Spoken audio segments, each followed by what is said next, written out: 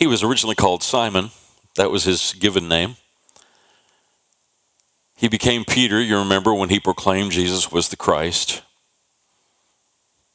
"You're Peter, upon this rock I will build my church." That's kind of a heady experience, to be the first disciple chosen and then to be the one that Jesus lays all the kingdom of heaven upon and says, "Here, you got the keys, you're driving." Kind of a heady experience. There were people who followed Peter no matter what he did, no matter where he went. There were people who imitated the life of Peter. They were his followers. They were his groupie, we might call them today. They thought he could do no wrong. Even when he went to the point of saying that you had to be Jewish before you could be a Christian. That was a big problem in the early church. Because here was Peter saying this, and here was Paul saying, no, that's not what the Lord says. The Lord says, we receive all people. You don't have to become Jewish to become Christian. It was a distinct problem going on in the life of the early church. And then you add Apollos into the mix. Apollos was an articulate, charismatic, energetic spokesman for God who had come from Alexandria in Egypt, and he'd come up to the area of Ephesus, which was a region that included Turkey and the surrounding area. He had come up there as a missionary, but he had a different perspective altogether. He was still preaching Christ, but he wasn't preaching baptism in the Spirit. He was preaching that John the Baptist's baptism was all that was required. So here you got Peter, here you've got Paul, here you've got Apollos, all leaders in the early church. We're talking just 25 years after the death and resurrection of Jesus. And they're all leading in their own way. Well, the Corinthian church is in turmoil. We've got some of all three of those present in this one congregation. You think we have trouble. They didn't know what to do because they had three distinct leaders that they were following. 4 if you count Jesus. Because that was kind of an afterthought in Paul's writing. He says, and some follow Christ. Oh, really? It's that bad, huh? Okay. And so he's trying to figure this all out, and Chloe's people tells him that there's this trouble going on in the Corinthian church, and so he writes this letter to them to correct the problem. He said, I hear some of you say that you belong to me. I hear some of you say you belong to Apollos. I hear some of you say you belong to Peter, and some of you belong to Christ.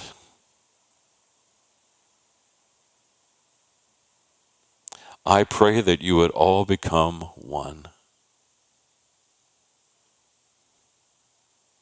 That you would stop being divided by your loyalties. Now, it's not a big jump to go from there into the United Methodist Church today.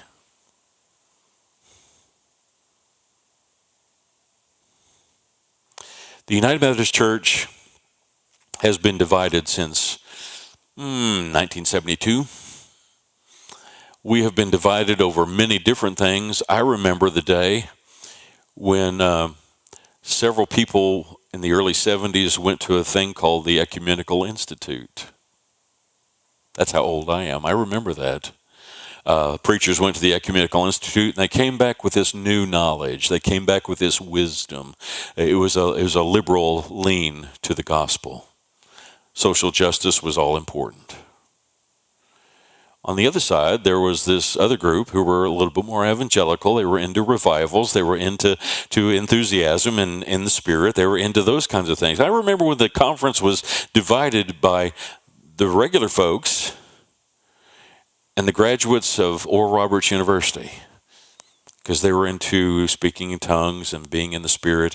I remember when that divide took place in our annual conference. I remember, I really am old. I remember when people started going to this thing called the Walk to Emmaus. And that created a divide against those who didn't go to the Walk to Emmaus. It seems like every time you divide your loyalties, every time you side with one way or the other, there's a little bit of arrogance that goes with it. Have you ever noticed that about people? There's a little bit of arrogance that says, I'm right and you're wrong. My way of experiencing Christ is the only way to experience Christ. My way is the only way, or it's the highway for you. There's always a little bit of arrogance about us when our loyalties become divided, when we stop focusing on Jesus and start focusing on others.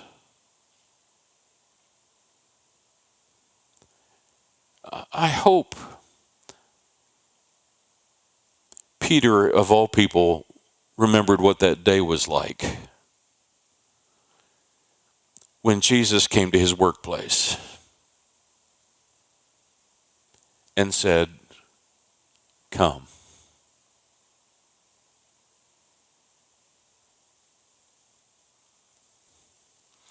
Not come to a way of life, not come to my teachings, but come to me. Come to me.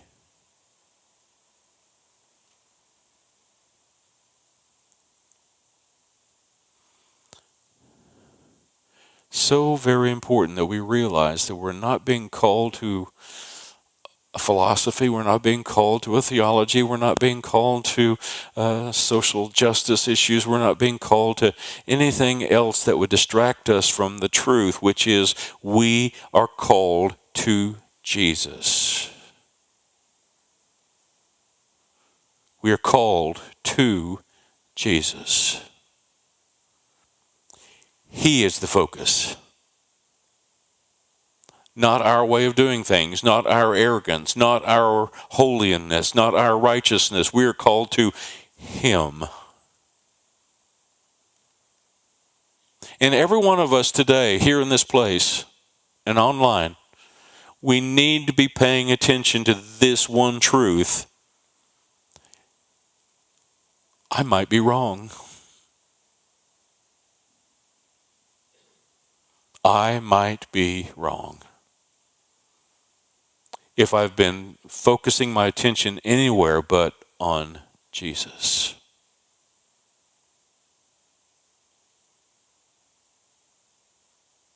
He simply walked by the boats that day, right by the seashore, and he said to Peter and his brother Andrew, come, we're going to fish for people.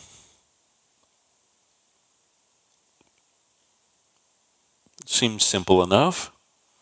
Oh, they had no idea what they were getting into, kind of like Bonnie when she agreed to marry me. We never know what we're getting into, but it seems simple at the time.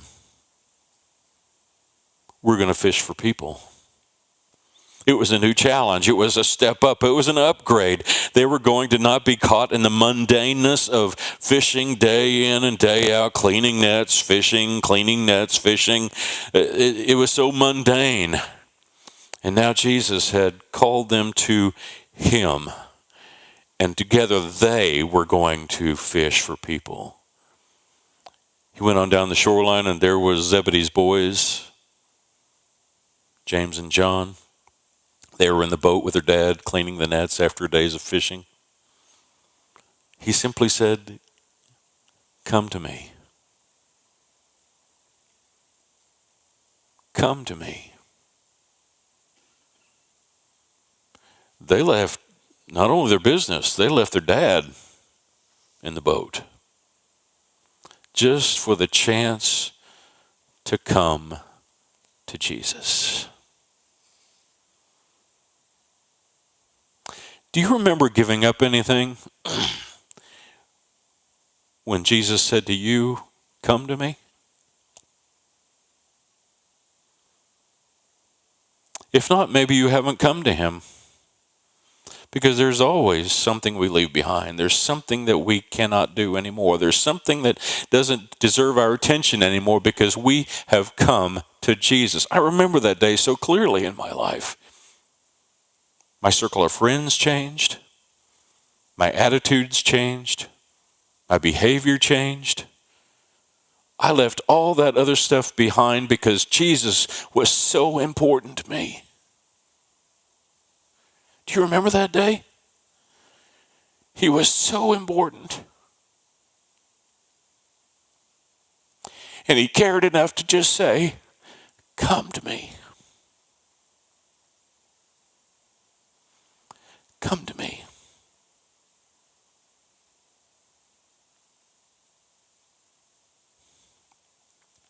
Brothers and sisters, you are the ones who have been called by Jesus.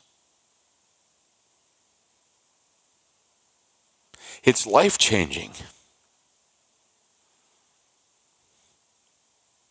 And it unifies us because all of us, no matter where we stand on any issue, all of us are called to Jesus. And that has to unite us beyond our differences. We're moving closer and closer to the vote on disaffiliation, but I don't want you to focus on that. I want you to focus on being called to Jesus. Let him change your mind, change your heart, change your attitude, change your behavior, change everything about it. Let him change you because that's what he wants for you. He wants you to be like him. That's why he says, come. That's why you are called to him. The issues pale in comparison to our calling. To find our unity in Jesus. Doesn't mean we're all going to vote the same. Doesn't mean we're all going to think the same. But there is an overriding unity that exists in us because we've been called to Jesus.